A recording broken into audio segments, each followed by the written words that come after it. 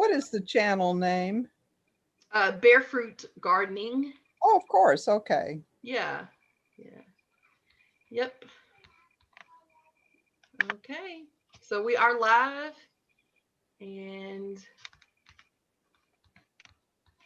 let's see. So if you're listening on to the actual channel, you need to either pause it or mute it because we'll get an echo. Right. In a bit. And when, see, did you hear that? Okay, let's see. All right, great. So I got my Zoom up. And David, do you see it? Do you see us live? Sometimes it takes the YouTubers a little time to get a notification as well. And we won't wait long. There's usually a few seconds delay, I think. Mm-hmm. Yeah. Because we do that in some of our groups. Definitely. Is it called Panel Discussion Episode 3? Well, it's called Panel Discussion right now. Okay. But it should be, I will change some things once we get the video uploaded. I'll edit it. There it is. Yeah. Great. I think. Come on in, peeps. We do that in some of our groups. Definitely. Is it called Panel Discussion? Yeah, you hear that? Okay. Yeah, I had to mute my YouTube. Yeah, I'm still trying to figure it all out myself, so no worries. But yeah, okay, all right. Well, we're gonna get started. At least with introductions, because I have another dope panel, and some of y'all may notice some familiar faces, but I do have new faces as well. But welcome everyone. I'm so excited that you're here. My name is Letitia. For those of you all that don't know who I am, first off, I want to say thank you so much to all the new supporters of the channel, people that have been scoping me out for the past couple of days. I'm getting tons of comments and emails and people asking questions about some of the previous panel discussions that we've had. And so that is so cool that people are engaged, more so than not, right? And want to know kind of what's happened and what's going on. For those of you that don't know or haven't caught up yet, about 8 months ago, I had announced to the world kind of that I wanted to become an urban farmer. And then all of a sudden I was trying to purchase a 10-acre urban farm. And then I met all these cool, dope people. Andrew's one of those from a group called Food and Neighborhoods. Just joined the Urban Ag Coalition, a group of people that are just, talking about urban ag, all the resources available, just sharing things, information, right? Then that led to getting involved with policy and change. And so I've had a bunch of things going on. And so I'm just, I didn't get to record a whole lot of the journey when it was happening. So I'm trying to get y'all caught up basically on some of the things that I've been pursuing, some of my experiences, things that I'm learning. I mean, just like tons and tons of things that I'm learning, right? And so on the way, I've met like a bunch of people. And so some of those people I'm introducing to y'all today, some of them you may know because they are content creators. So we have Diva Jones 03, who is on the panel tonight. She is helping me with the chat. So if anybody has questions, comments that they want to make, man, please light up that chat, right? She's following it for me. And I'll have some other people in the chat as well helping out. You'll notice that their names are in blue, okay?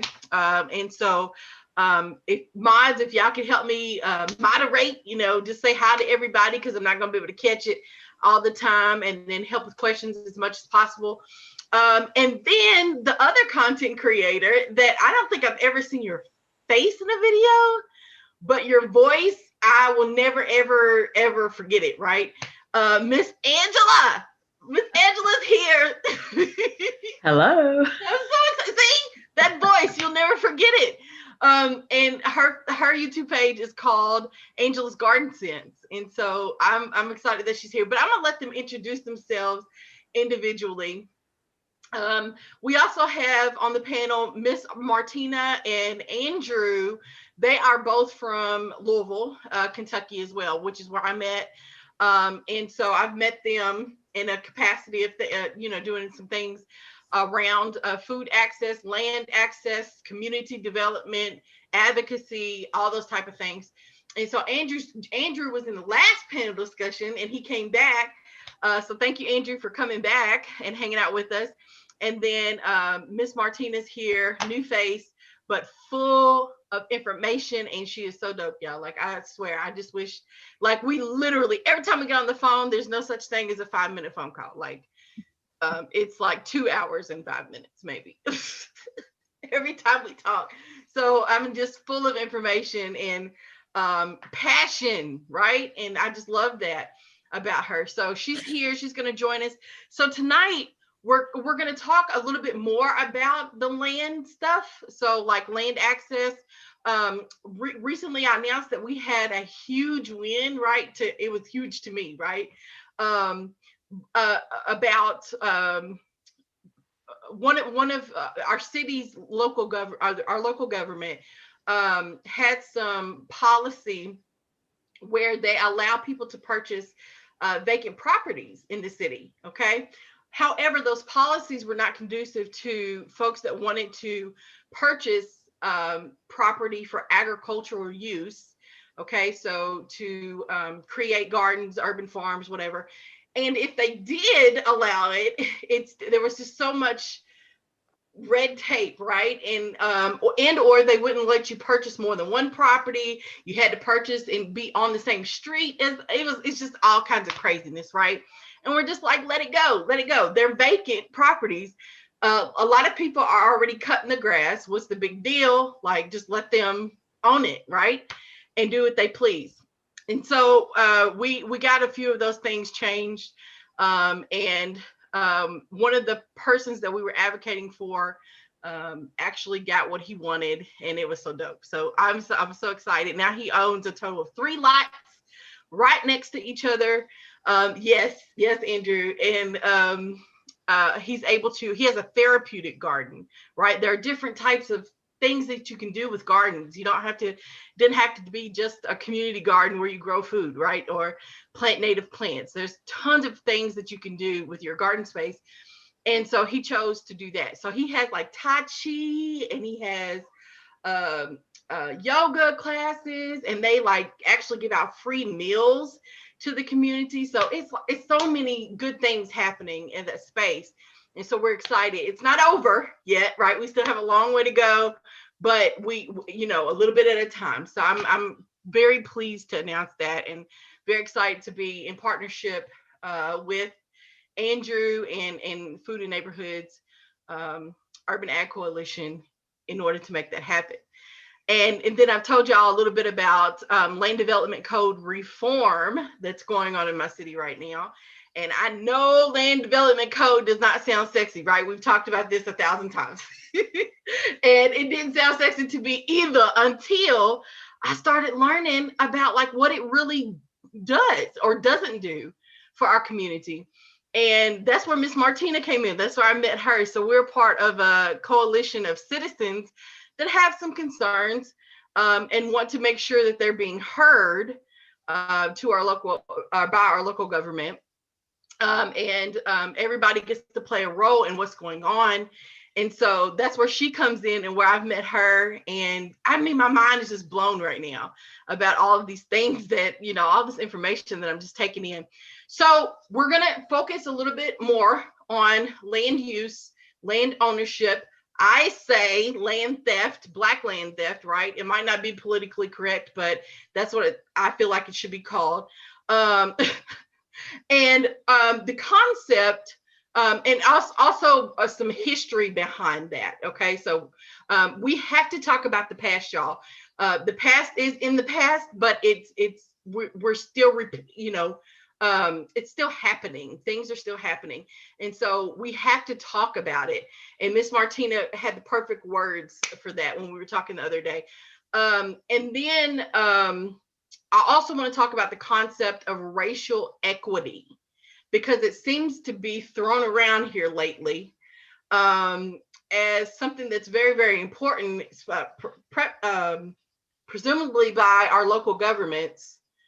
But I don't know if what they are proposing is actually addressing racial equity or just equity, period. So I would love for the panel to kind of help me have that conversation tonight.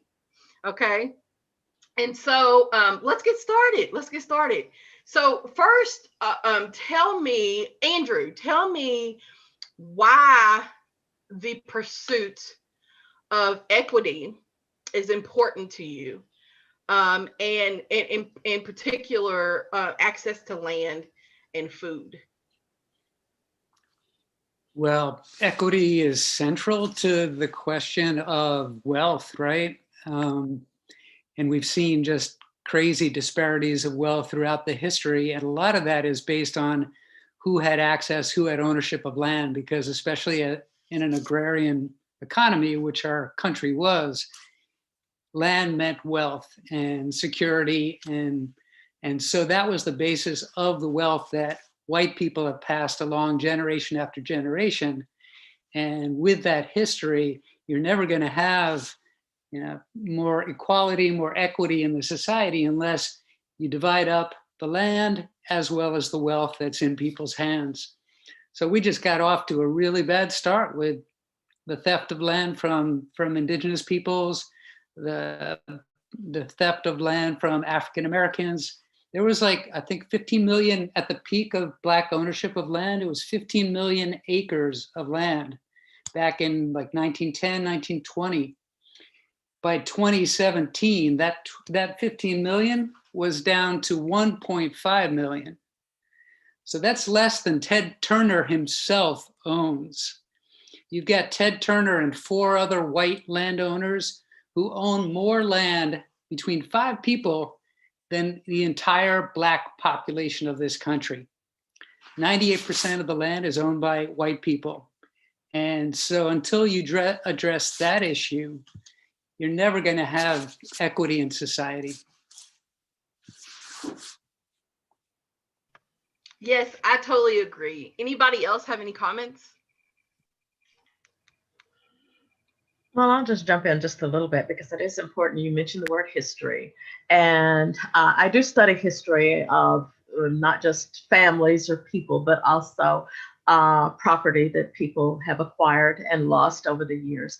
For many who don't know, I am a genealogist. I research families.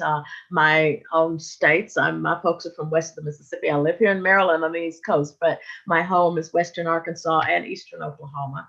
But I also research Mississippi and Tennessee. But one of the things that researching families, especially those who were enslaved, we're talking about 4 million people in 1865 who suddenly found themselves against a totally different trajectory that their life was taking. They were now supposedly free. But what did that mean? But at the same time, these 4 million people were the people who knew the land better than anyone because they had worked the land for the previous 250 years. And it's important to understand that those who work the land know the land. But by the turn of the 20th century, obviously 3.5 decades or so after slavery had ended, how many people were now in a situation where they owned the land? Clearly more owned the land then in 1900 than owned land today. But yet there still was not that situation where those who were working on the land were owning it. Many, if not most, but certainly many, I'll say comfortably, were forced into a system of sharecropping, many in a system of peonage, which was a form of re-enslaving people who had already been enslaved. And so there is that situation where, in addition, those few who were able to obtain land, and I can talk about that later in terms of how they acquired land, But those few who were able to acquire land and who became successful were eventually pushed out through other social or societal pressures. The success of those who were farming the land and being very successful suddenly turned into mockery, and mockery that lasted probably through the 1950s. Suddenly, the stereotype of the watermelon arose. The stereotype of, and particularly when you look and really look at agricultural history, you'll see that some of the best producers of prize winning melons were people of African descent. And how did people react to excellence in growing? It was mocked and it became ridiculed. So, of course, add to that other pressures coming from lynchings and other types of things that were really making people very uncomfortable where they were. By the early the teens, the migration began, and an agrarian people suddenly left by the hundreds of thousands, and we became an urbanized people, now very much landless people.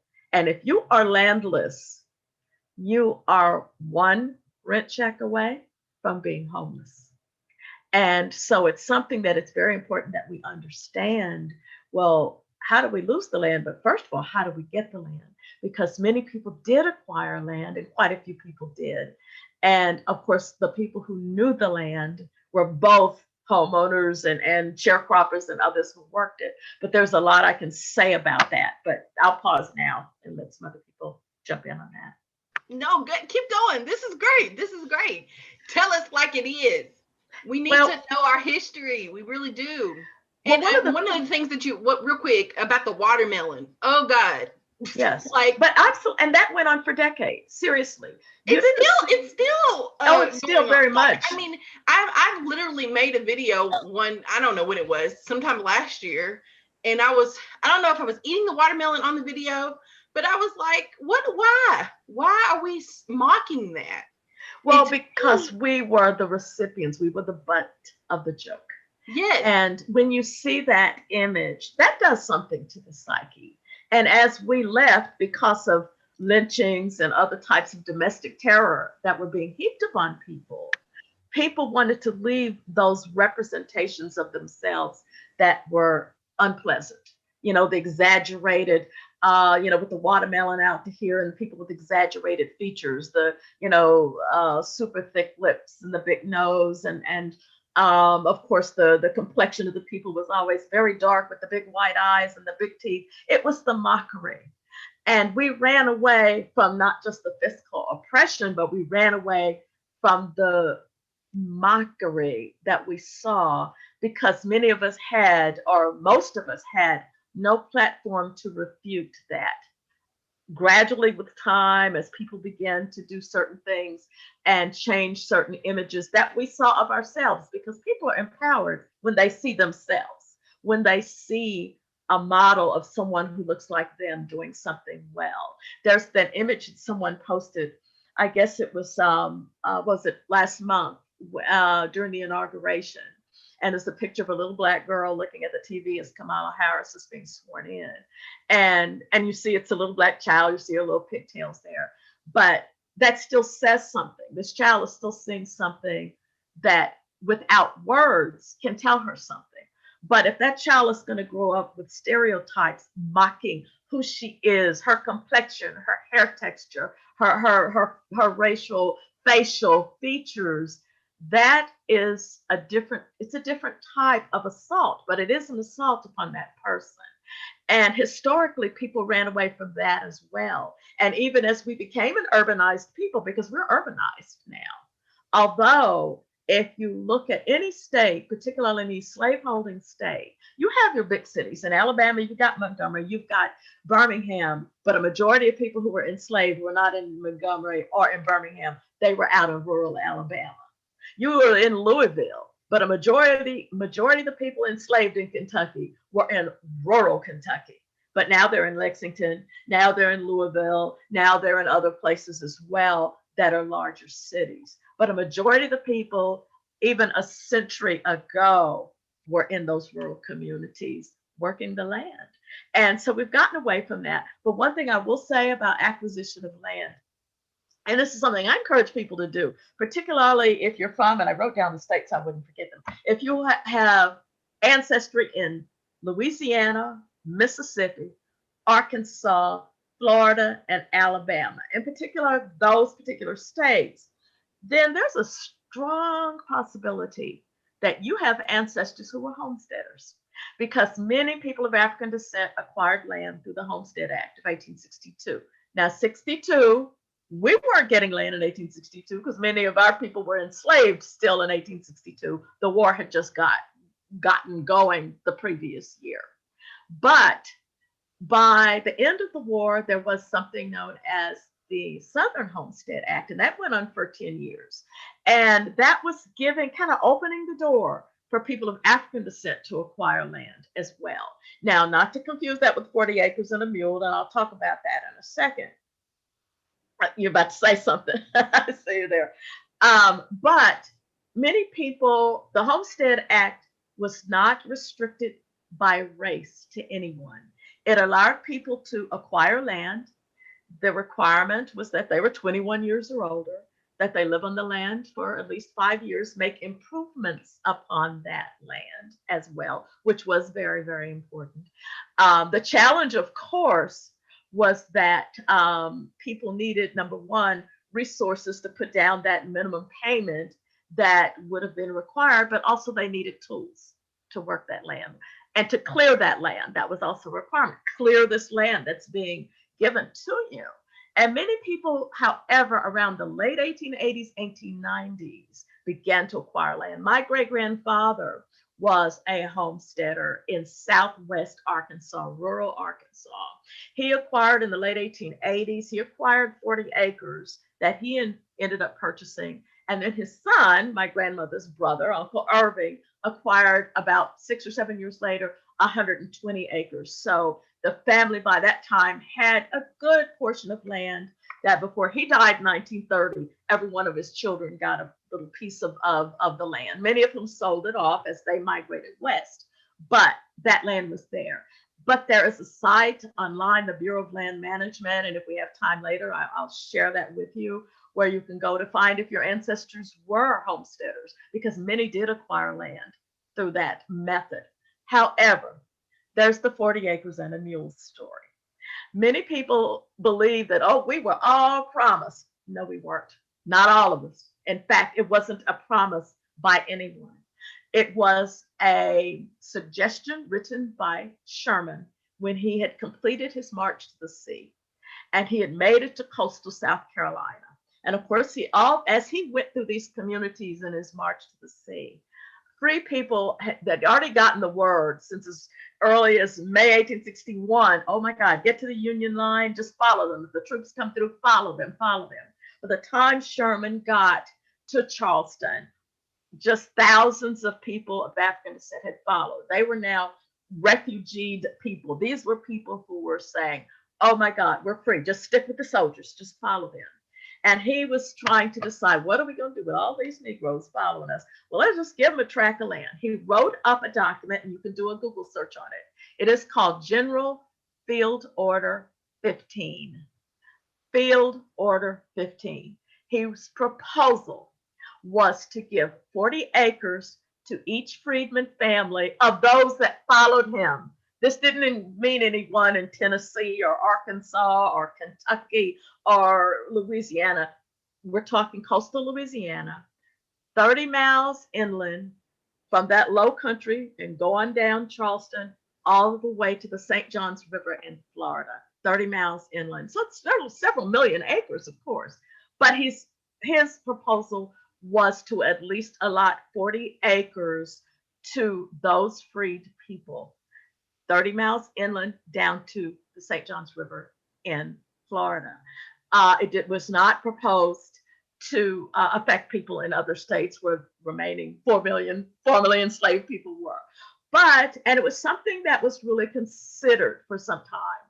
But of course, time passes, new election, Andrew Johnson, let's get rid of all this. No, that's nixed. That's never going to happen. And of course it didn't. And what happened immediately? oh, let's give the land back to the landowners. And after that, a new system, sort of re-enslaving figuratively, if not in a practical way, people who had been once enslaved. You had the Freedmen's Bureau that had moved into multiple places in the South. And it's possible that your ancestors may have used the services of the Freedmen's Bureau. There is a website. If you have a chance to visit it, it is called mappingthefreedmensbureau.com, and it interacts with Google Earth. I helped to work on that site with a colleague out of Charleston, and we have mapped every single field office of the Freedmen's Bureau, and you can zoom in over your home state, and it interacts with Google Earth. So as we pinned every field office, and these are taken from the National Archives descriptive pamphlets of where these bureau offices were, you can see if your ancestors used those bureaus. But you'll see in those same records, the official name of the Freedmen's Bureau is the Bureau of Refugees, Freedmen, and Abandoned Lands.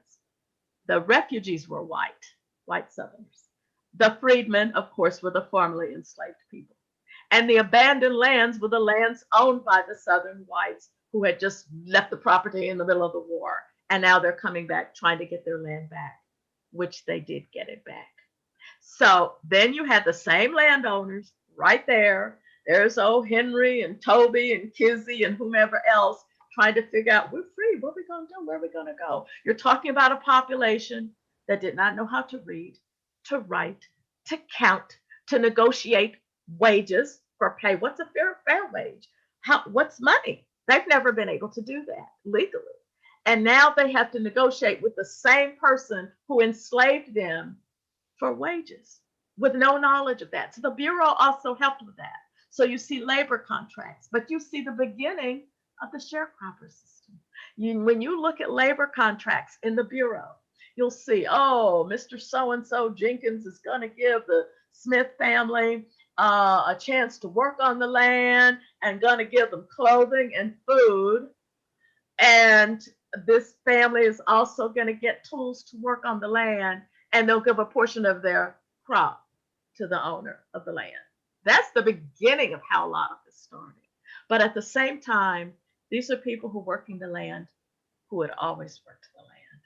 And so even though slavery had ended, at least on paper, their labor, their day-to-day lives really had not changed in a dramatic way, except now they can go to the little freedman school down the road if they didn't have to work in the fields during the day. So, was freedom free? Well, that can be debated in many ways, but it gives a little bit of an idea.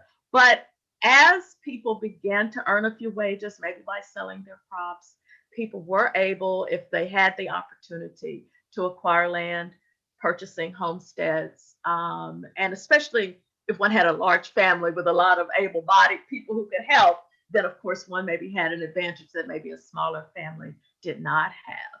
But it's still something to look at. And I can put some things in the chat, some links where you can go and take a look at some of those land patents. Your ancestors could have owned some land and acquired land that way. So I'll stop talking and let somebody else jump in. Incredible. No, thank you so much. Sure. Andrew, you kept popping in my head, and I can't, if I don't write stuff down, it goes away.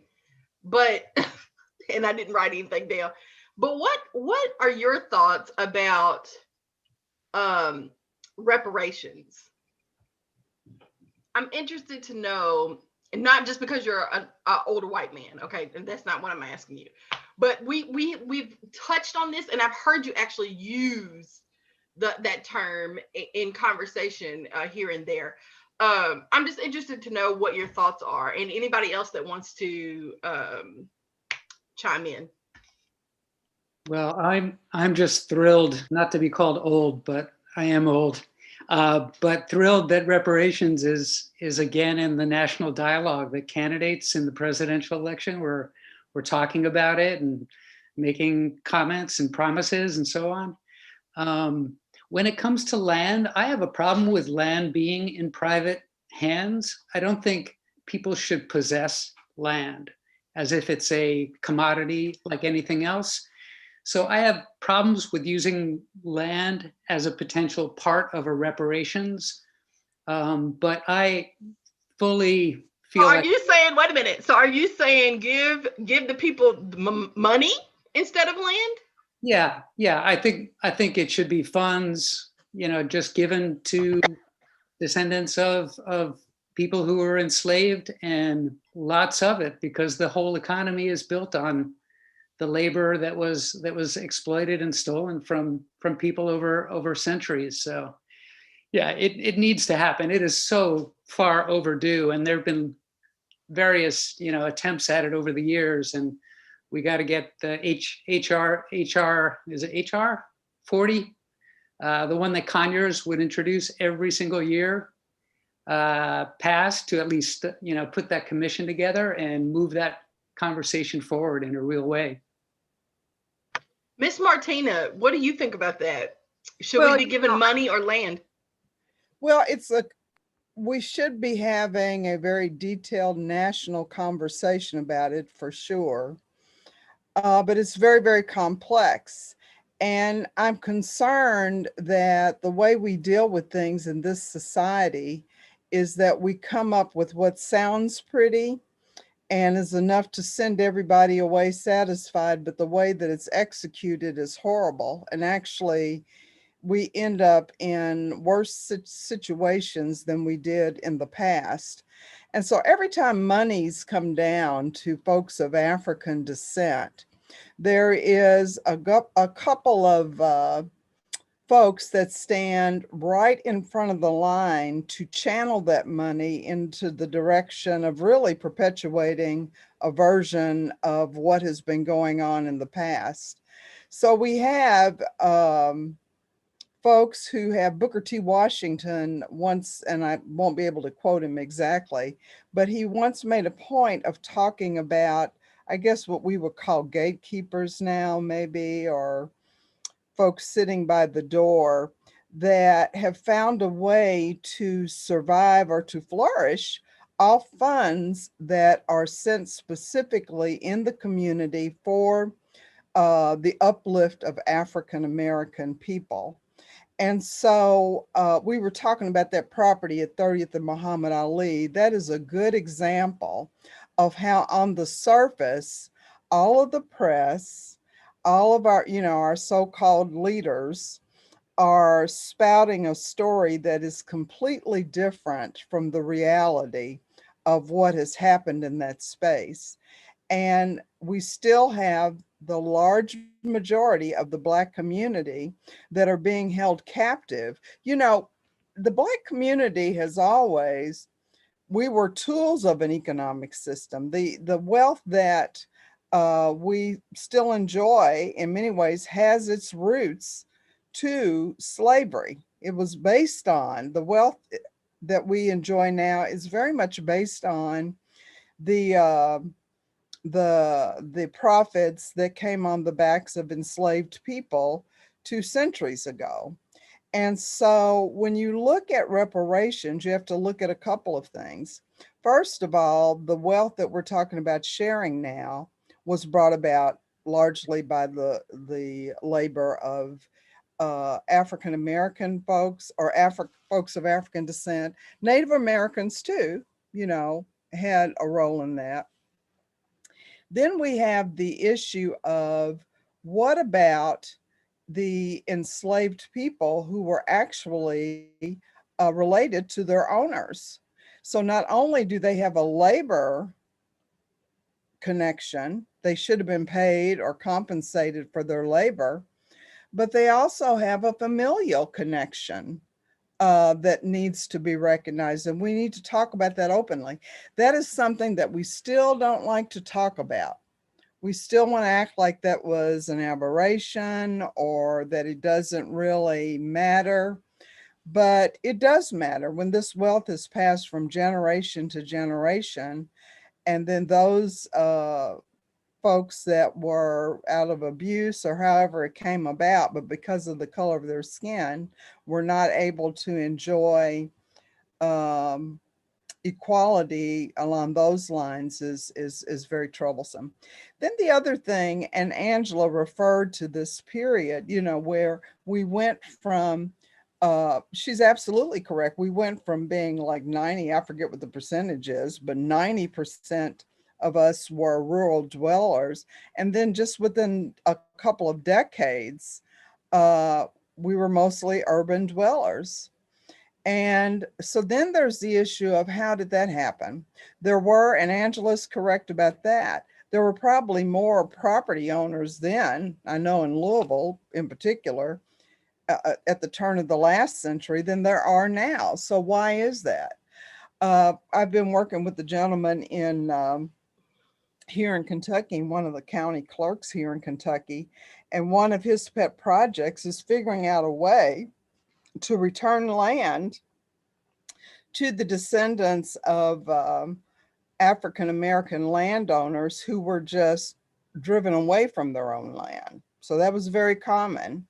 There were far more successful business people at the turn of the century who were African-American, who once they became quite prosperous and powerful in their own right, in their own community, boom, they disappear. Okay, stop there. Stop there. What do you know about Little Africa? Oh, here in Louisville. Here in Louisville, yeah, quite a bit. And I'm glad that you bring that up. You know, the folks that Mr. Cotter and all of those folks that built Little Africa, if they came back today and saw how the African-American community is being led around by the nose by the powers that be, telling us what our communities should look like, telling us, oh, we're going to build for you, and yet they're building crap for us. They're building disposable housing. So in 10 or 15 years, it's time for that to bring down. You know, so we've always been a country where land acquisition was fundamental to the powerful. They had to have the land. Describing, and Andrew's concept of maybe we should not own land, you know, really that's more consistent with the native dwellers who didn't believe, you know, it was all kind of ours and we used it in a different way. But the colonialism, the thoughts of the colonialists was, we're going to parcel this land out for you. We're going to move you away. You know, so relocation is key to that colonial model. And we are still doing that. And it's very sad that we accept it. We accept it when developers now say, oh, those houses are so horrible. Let's just tear them down and we will build, you know, we'll put you up. I call it barrack housing because it's all about density. It's all about squeezing people in as small a space as possible. And going back to part of what, or hearkening back to what Angela said, it's all about making us think our communities are not good enough. You know, if it's a predominantly Black community, oh no, we need to integrate, we need to integrate. And I'm not saying that integrated communities are bad, but I am saying that simply because your community is primarily African-American, that is not cause for alarm. That is not cause for alarm. So there's, and I'll stop talking, but there are many ways, and it's both fascinating and depressing. There are many ways that good actions, you know, right now we're looking for a big onslaught of money because of COVID and various things. Money is coming down the pike. But it is troubling to see the same power brokers belly up to the table and they're suddenly talking about racial equity or they're using all the right language, but they are poised to grab that money and put into play the same old stratified system that is going to keep African Americans powerless. And I'm worried about that. I'm very, very worried about that. Can we define for our audience what racial equity is? And is this just about Black people? Well, I definitely think that we can't leave out the class. We can't leave it out. And we can't leave it out, first of all, because it's not fair that white people of a certain social economic class kind of get kicked to the curb. And of course, the Native, you know, it's amazing to me how we still tolerate how the Native Americans are treated in this country. And as long as we are able to pit these groups against one another, and as long as we immediately start buying into, oh, they're racist, or oh, they're, you know, when really what is compelling them or driving them are the same things that are frightening us. They do not have economic stability. We are all victims of economic terrorism. And it's so equity, it's not just racial, but unfortunately, in this country, the way things evolved, the folks that are always going to suffer the worst are people of African descent. It's just always, and so we'll become the scapegoat. We'll, you know, be encouraged to not hear our counterparts and other, you know, it's always divide. Do you all feel that way as well, that Black people will always get the brunt of everything? I saw a lot of head shakes. I wasn't sure what that meant. You mean white people or Black people? Miss Martina, did I misunderstand you? Didn't you say Black people will always get the, okay. Right. Well, I'm gonna is that we're all, I hope that we're moving towards a point, and to some degree COVID is doing it, that we will move to the point to understand that really the battle is the very few that Andrew referred to that own all this property, have all this wealth, and have trillions of dollars at their disposal, that it's us against them, really. You know, I hate to say it like that because it sounds so incendiary, but it really is us against them. And us includes all ethnic groups who do not have control of over their economic destiny. And I think COVID and the aftermath of COVID is going to bring that home in a way that has never been brought home before. That so many people are living under reduced circumstances, and the possibility of their recovering. It's not going to be like recover in a year, recover in 2 years.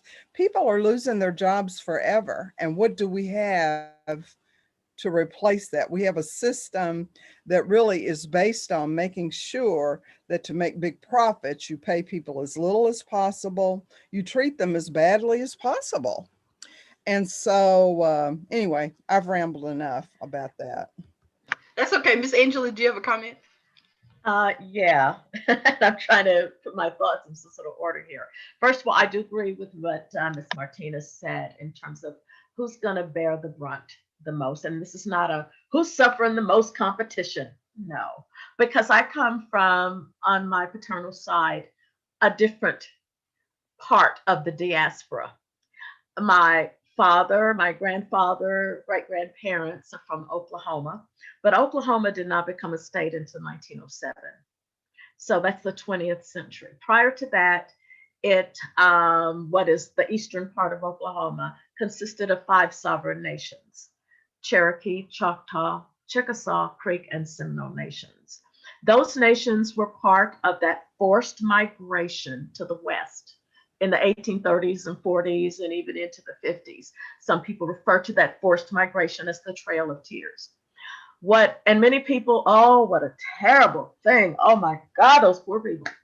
But the missing part of that story, those 5 tribes took enslaved Africans with them. My great-grandparents were among those enslaved people. Those 5 tribes also signed in 1861 a treaty with the Confederate States of America. For them, it wasn't about states' rights because they were not a state. They were 5 sovereign nations They signed a treaty to fight with the Confederates, and they did. For them, they wanted to keep life as they had had it in the territory from the 1830s up until that point, with my ancestors doing the work on the land. And so many people will say, hold it, stop, wait, what do you mean? Indians owned slaves? Yes, they did. Those 5 tribes in particular. If you do a Google search, just say Confederate Indians in the Civil War, and you'll see 22, 23 different units from all of the 5 nations that had Confederate units in the Civil War. There were 3 Union regiments that escaped, wanted to get out the way, and they went into Kansas. From that group, a group of African descended people, enslaved people, followed Chief Apopaleohola into Kansas, and they joined the Union Army with the 1st and 2nd Kansas Colored. They were later incorporated into the United States Colored Troops. Slavery was abolished in the U.S. with the 12th, 13th, and 14th Amendment. One abolished slavery, one made them citizens, and the 14th Amendment gave people the right to vote. That did not affect enslaved people in Indian Territory. The tribes were forced to go to Fort Smith, my hometown, Arkansas, right across the state line, to the Western District Court to sign a treaty of 1866, a year and a half after the Civil War had ended and slavery had been abolished in Arkansas and Mississippi. Now, we know it still wasn't a crystal stair if you had been enslaved in those states, but on paper, at least, slavery had ended. It had not ended in the territory. But as Miss Martina pointed out, it's all about the land.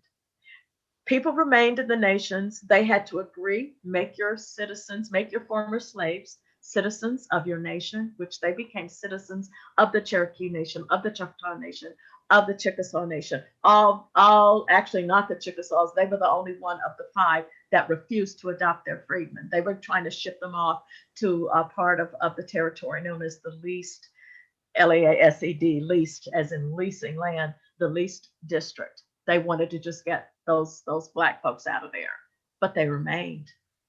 Around the turn of the 20th century, it was decided, well, you know what, this land isn't too bad.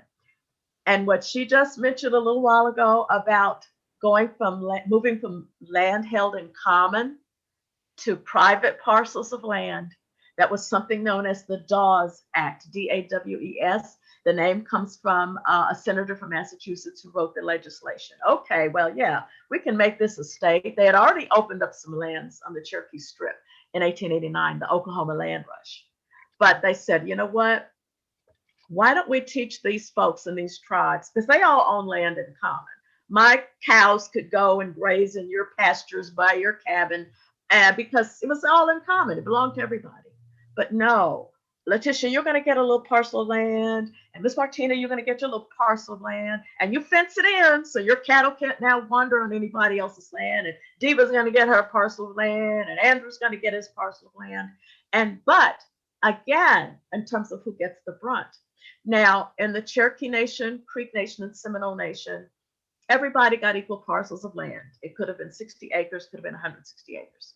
In the Choctaw and Chickasaw Nation, freedmen got 40 acres. Every person, man, woman, and child, even the babies, got 40 acres, which if you had a family of 5 or 6, hey, that's not bad. Good parcel of land there. But if your name was put on not a freedman roll of allottees, but on a roll of people by blood, even though some of these people had Indian fathers, because many of the Indian slaveholders walked into those slave quarters and had children with their enslaved women as well, but that's a different topic. But if you were on a blood roll, you were given 320 acres each. In the Choctaw Nation, if you were a freed person, once enslaved, you got 40 acres. And so did intermarried whites. They got 320 acres. People of African descent got 1/8 of the pie. Or put it in another way, people who were blood Indians, whatever that means, and intermarried whites were given 8 times the opportunity to generate or to obtain generational prosperity for their children and grandchildren and their descendants. We got 1/8 of that opportunity in the territory. And so again, it is about the land. So in addition to that, well, Indian lands are going to be protected. You can't sell it. Freedmen lands, it's, just it's going to be taxed, and there are going to be other types of things that people can come in, and the land grafters did come in. By the 1930s and 40s, probably more than half of the freedmen had lost their land to trickery. Someone would come in and say, "Oh, hello, Miss Walton. Y'all good people here, and we got that tax here in Oklahoma, but you're good people, and we're gonna help you pay your taxes." "Oh, thank you, sir. That's so nice. Tell you what, just sign this paper here, and I'm gonna help you pay your taxes this year." "Well, yes, sir." And they signed that, not aware that they had just given away their land. This happened again and again and again. And that's just an Oklahoma story. There's a larger story of the Black farmers in other parts of the South as well. In talking about the 5 civilized tribes, as they called them. Yeah, they still do sometimes. Yeah. Yeah, it is amazing how that's a very, very complex story. It is. And of course, the Seminoles, I have a particular interest in, because the Seminoles, their story's slightly different. Their story is extremely different. Yes. And so when we talk about slave owning, remember there were a lot of folks of African descent that owned slaves for a variety of reasons. It's not like you're a slave owner and you're evil, although slavery was evil. And there's no kind way to own a human being. There's no kind way to own a human being, but sometimes it was seen. I know here in town, one of our African American communities, Newburgh, Petersburg, was founded by an enslaved woman, Eliza Tevis, who was given swampland, of course. But out of that land, she created an entire community. And, to say that she was evil because she was a slaveholder would be dubious. A lot of times the enslaved people, free blacks, bought other blacks to protect them in a way. So it's not. And then the Seminoles, of course, is a big interest of mine that I've, it's an amazing story because the Seminoles treated their enslaved people differently. They were allowed to carry guns. They did have plots of land on their own. That's correct. They were the first defense, because remember, we're talking about Florida until they ran them out of Florida.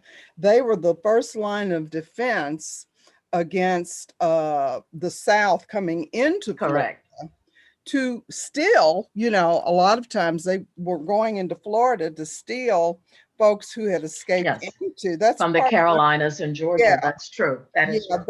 That's part of the Underground Railroad story that we do not hear a lot about.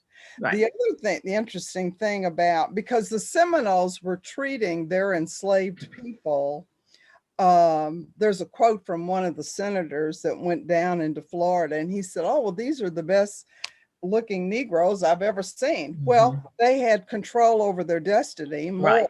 A little bit more. Correct. That is correct. They were, they had their little farm patches, they had whatever. Mm-hmm. And so, and the United States, or the states, did not like that. And there were a lot of battles back and forth between this country and the Seminoles. And the Second Seminole War was all about that. Was all about that. Absolutely. And until the Vietnam War, the longest wars that have ever been fought by this country was between this country. This began with George Washington and went through many, many years. The longest running battle and the most expensive battle was fighting the Seminoles in Florida. Yes. So that's a story that illustrates that when people have a common interest, they are strong, or can be stronger than expected. But I did not mean to imply that African Americans were not always going to be getting the worst of it, because that is just, that's true.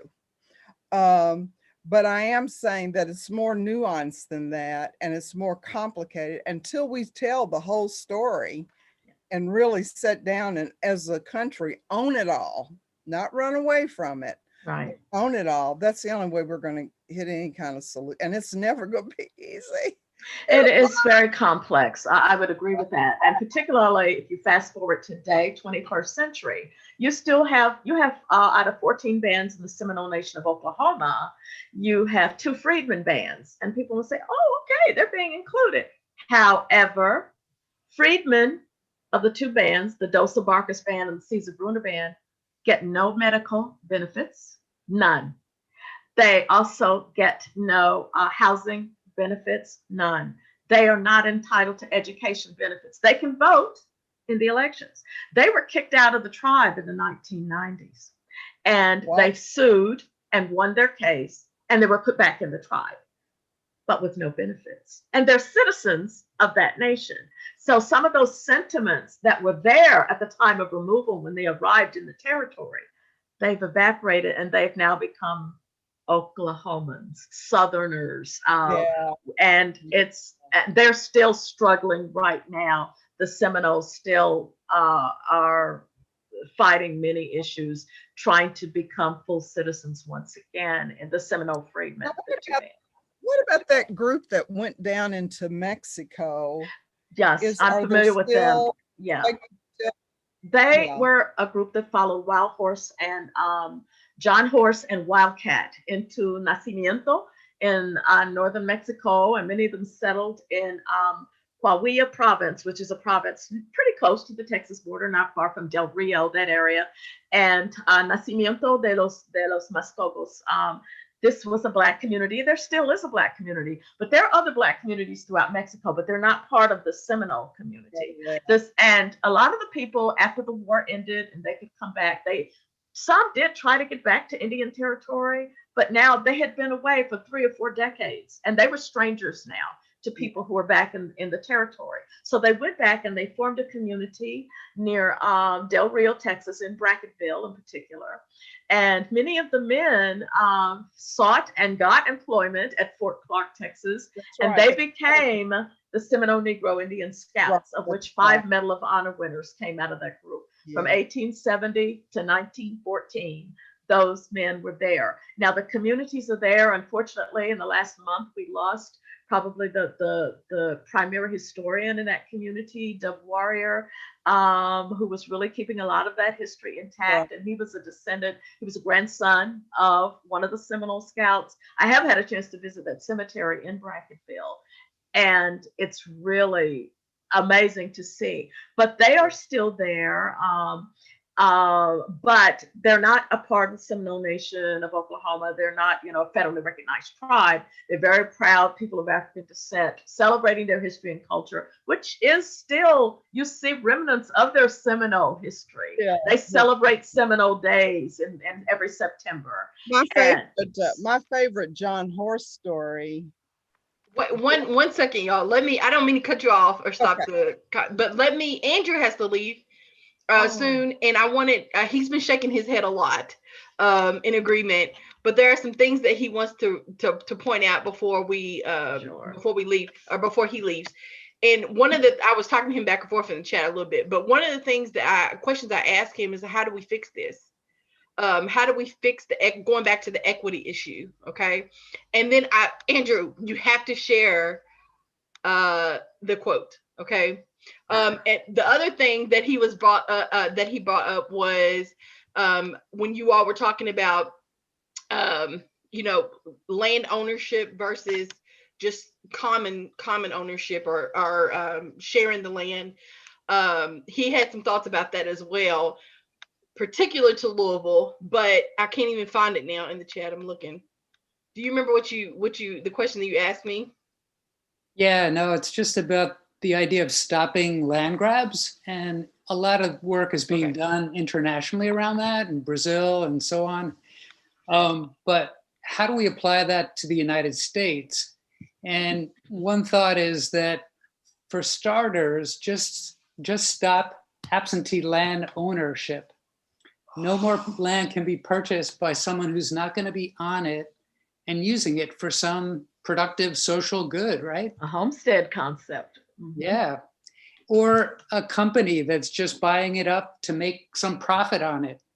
And instead figure out ways to collectively steward the land by the local community that's right there. So just kind of wondering what folks feel about that. It seems like we've got to start somewhere on something substantial that's going to kind of address the bigger issue, because there's been so much accumulation into a very small number of hands and corporations. So how do we start to turn that around? As you know, Andrew, here in town, we have some individuals that have seized large parcels of land in Portland, for example.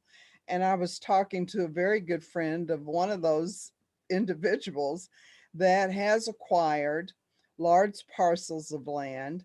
And really, the issue of these absentee landlords that purposely acquire a lot of property, and by design they commit what we call demolition by neglect.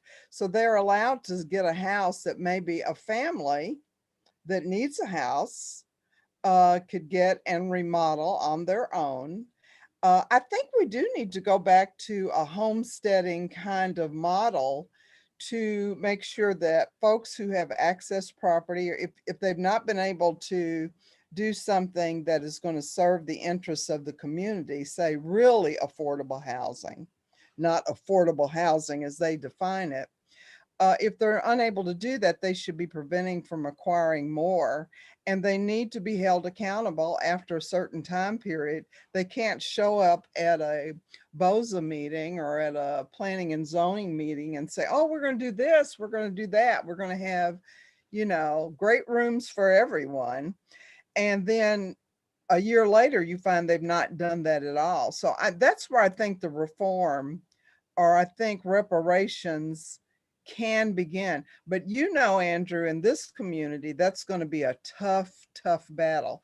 And I think as a historian, we all know that when revolution comes, and revolution comes over and over and over again, and we are in the midst of a revolution. And unfortunately, the people who hold the most power, we hold the most power. The people are sovereign. We have forgotten that. We've, given our power to folks that, shouldn't have the power. But it almost takes a total collapse. I won't say almost, it always does. It takes a total economic collapse before we are able to do something as revolutionary as what we're talking about, Andrew. It's going to have to get so bad. But I think we're in Louisville anyway, and elsewhere, we're at that point where this economic terrorism that has held us in bondage again, the thing about it is top heavy. It's not sustainable. And eventually we come to periods of time like we are now. It cannot support itself.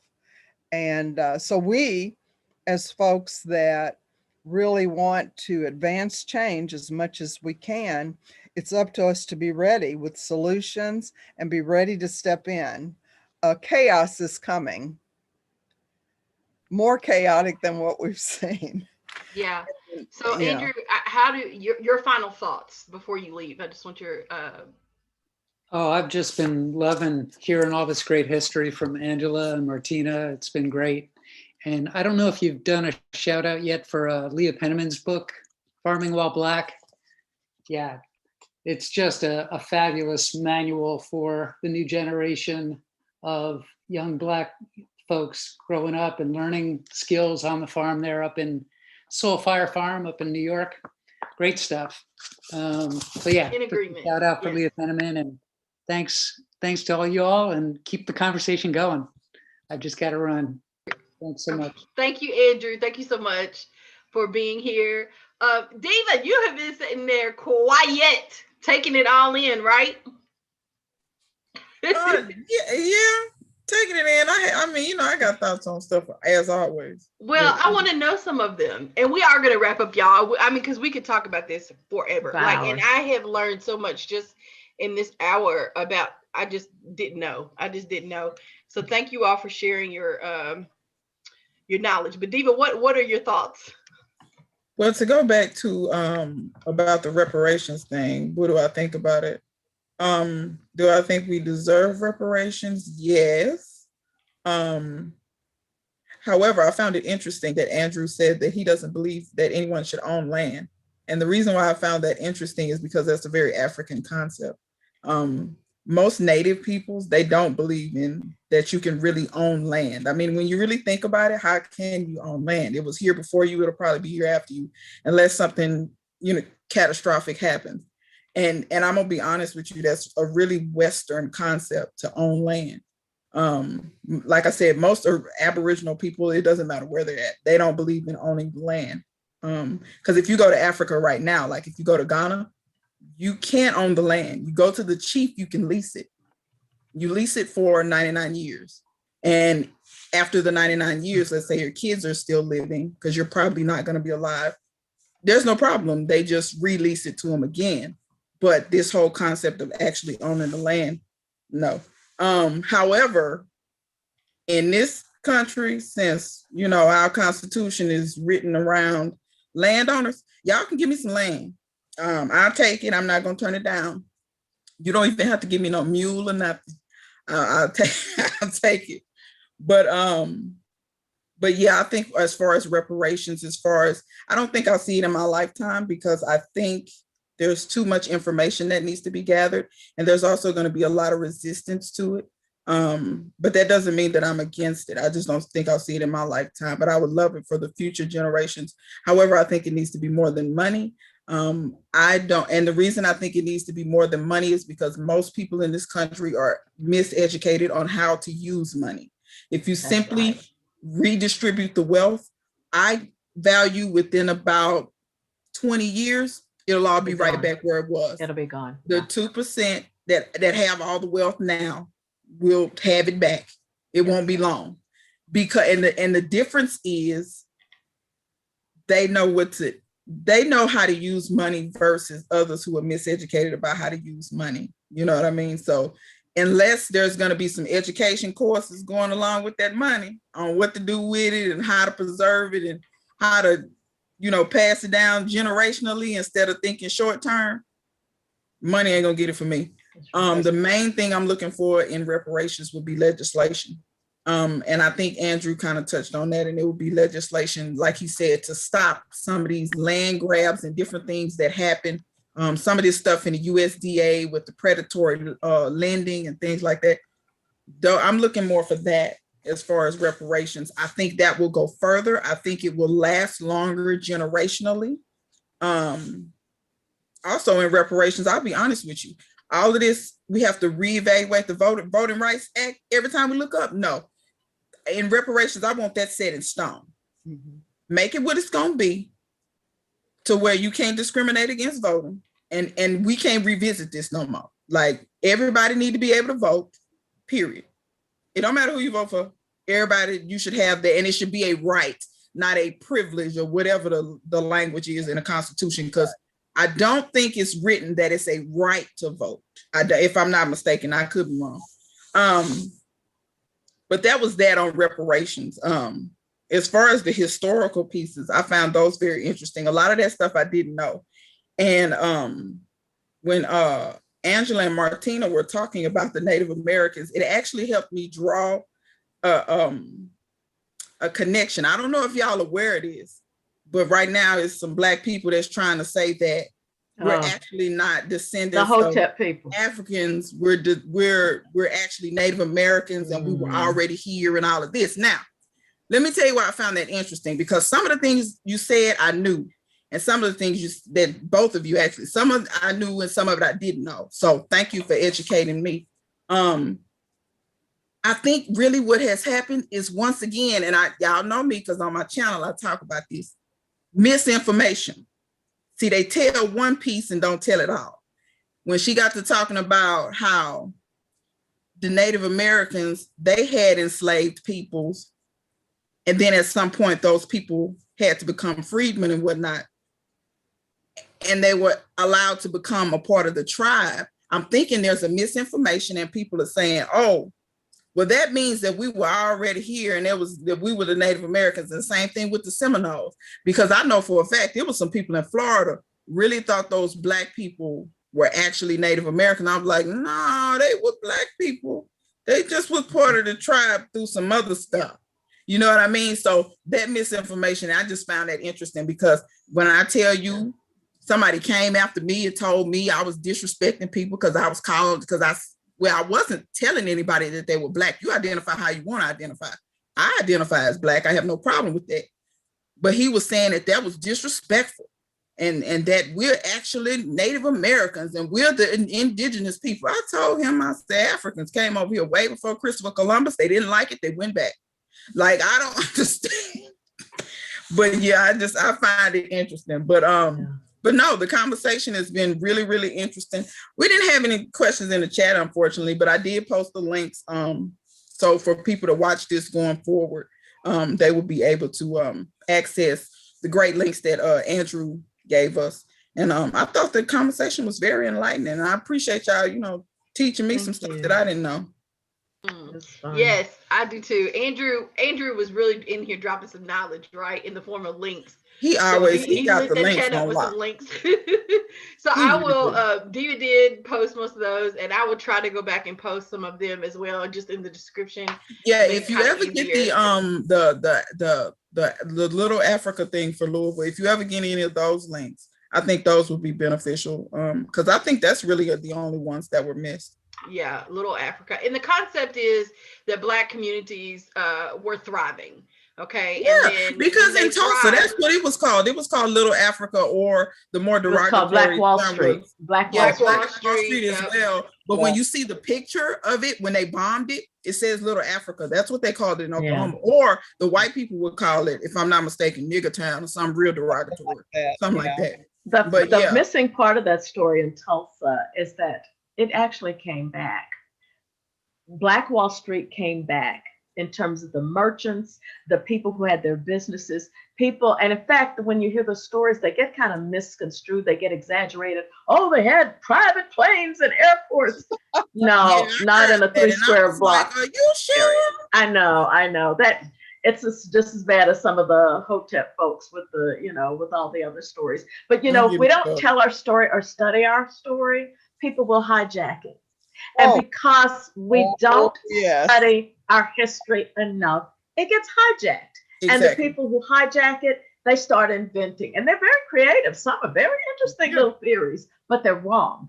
And the only way we can refute that is to study our history. Yeah, because I said over and over, these YouTube scholars. I give them none of my energy. It's not healthy. Ladies, locally, that's one of my big beefs, is how our government has hijacked the history as a means to get grants. Oh, sure. And to justify relocating large groups of people. You're right. And all the while smiling at us and saying, oh, we love your history. We love your history.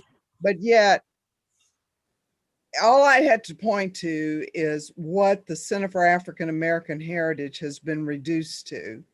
So I can tell you, as the person that wrote the text for the exhibits that are supposed to be there, that are not there, and to see that center has been reduced to a vehicle for the mayor to pretend like, oh, we're at the Center for African American Heritage for cocktails or for specific targeted events. It's all for show.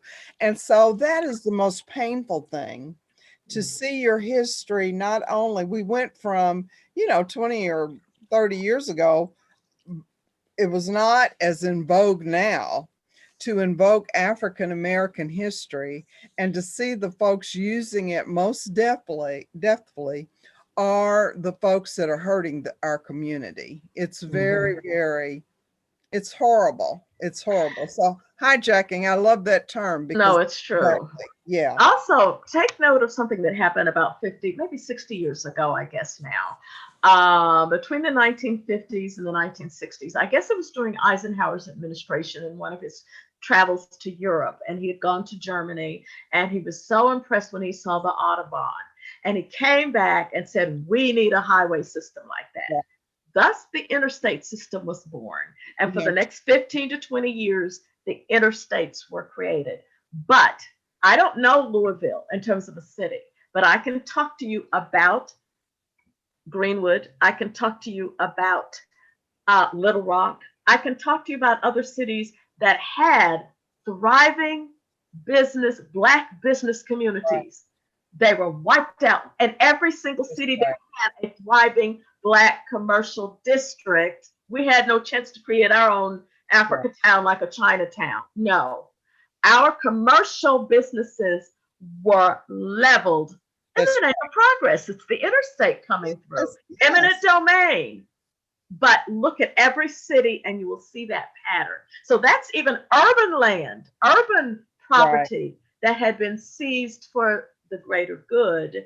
Transportation. But of course, part of the aspect of the interstate is not just so you and I can go and visit the folks back home when we want to and get there on a nice highway. It's to keep the traffic moving. If you notice, in any situation, right now we have this big dip freeze in the middle of the country.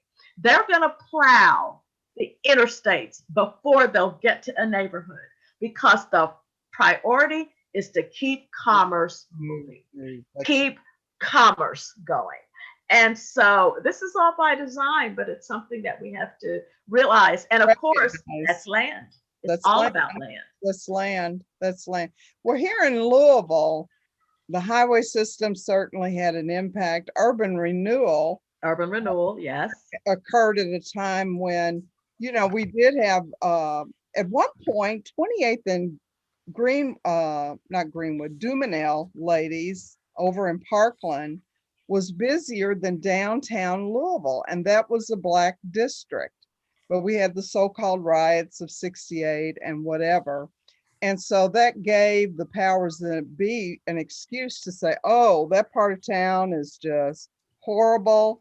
And at that point, we had developers that were building on the outskirts of the city, which is now Shively and other communities, encouraging people to move out of the city. So what destroyed the Black, and of course, Black entrepreneurs with urban renewal and being pushed out of their community, where were they going to go during Jim Crow? Where were they going to go? You know, so their customer base was stolen, their location was stolen, they were set adrift. And in Louisville, the business, Black business sector has never come back the way that you would expect. So I always say that in Louisville, what destroyed the Black communities, and our Black communities have been destroyed, they have been undermined. Urban renewal, the highway system, and busing is another aspect that has helped undermine the Black community. So we've lost connection with one another. We've lost images of people in our neighborhood. You know, when I grew up, the teachers lived in the neighborhood. There were lawyers, there were doctors, there were various segments. We've lost all that. Once again, we've been resettled. We have been forced to settle elsewhere. And to think that it's okay that you have to hop in a car and drive way across town for almost anything you want to do, we're too tolerant of that in Louisville, Kentucky. Wow. Too tolerant in a lot of places, because it's the same thing in areas around me in a major city, to think that only certain areas are considered food deserts, you know, only dollar stores and corner stores. And liquor stores.